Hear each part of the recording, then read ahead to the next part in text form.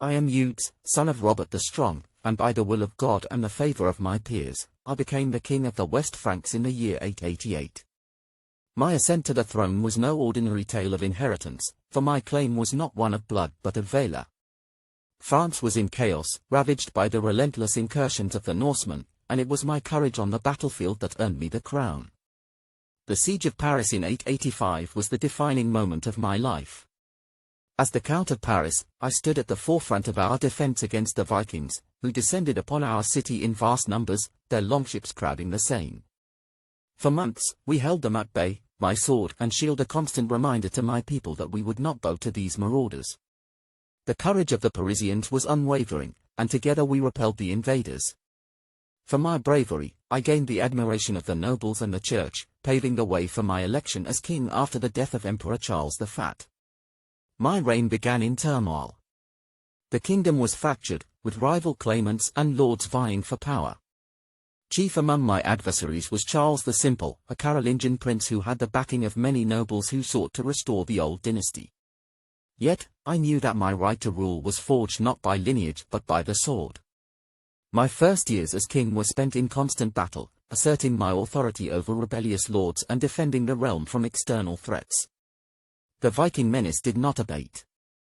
The raiders continued to harry our lands, pillaging villages and monasteries. My task was to safeguard my people, and I led my armies tirelessly, fighting to preserve what little peace we could muster. Yet, the cost of these campaigns weighed heavily upon me. The treasury was drained, and the loyalty of my vassals was often tenuous, dependent on the spoils of war and the promises of land. Despite the hardships, I sought to strengthen the kingdom.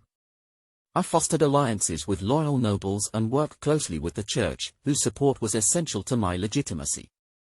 The bishops were my allies, preaching the divine justice of my rule and ensuring that the fractured kingdom would rally to the cross and the crown. It was through the church that I sought to bring stability, granting them lands and privileges in exchange for their loyalty. Yet, my reign was not without its shadows. The spectre of Charles the Simple loomed ever larger, and as my strength waned, his claim grew more potent.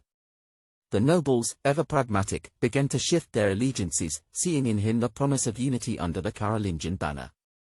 I knew that my time was drawing to a close, and though I had fought valiantly for the throne, the tides of history were turning against me.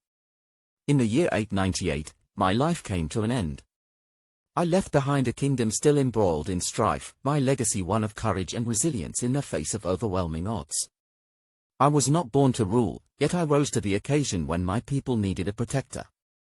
My name may not shine as brightly as those of the Carolingians, but I am proud to have been a king who fought for his land and his people. Let the chronicles remember me as Eudes, the defender of Paris, the warrior king who stood firm against the darkness of the times.